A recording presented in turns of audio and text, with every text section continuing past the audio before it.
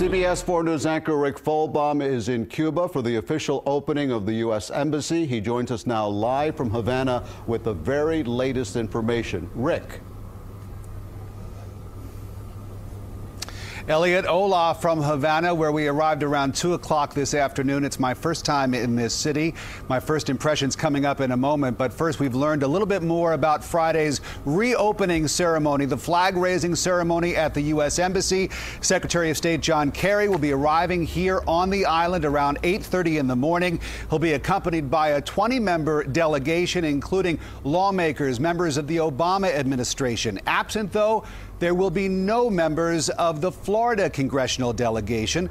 Also at the ceremony, there won't be any dissidents here. Members of that community have not been invited to take place in the flag-raising ceremony on Friday. However, we're told that they are being invited to the ambassador's residence for a meeting with Secretary Kerry later on in the day. The secretary leaves Cuba at around 7:45 on Friday night. It'll be a full day, Elliot, for Secretary Kerry on this historic day, as the Stars and Stripes will fly over a U.S. embassy in Havana for the first time in more than 50 years. And Rick, I know a lot of people have wondered whether Raul or Fidel Castro will attend this event and whether or not there will be any face-to-face meetings between Secretary Kerry and the Castros. What have you learned about that? The Castros will not be taking part in the ceremony on Friday. They will not be attending, not Raul, not Fidel, and we're told that there won't be any face-to-face meetings either. Secretary Kerry will be meeting with certain members of the Cuban government, but not either of the Castro brothers. All right, Rick, I want to know about your impressions. You arrived in Cuba this afternoon, and now you're getting ready for the historic event. What are your impressions so far?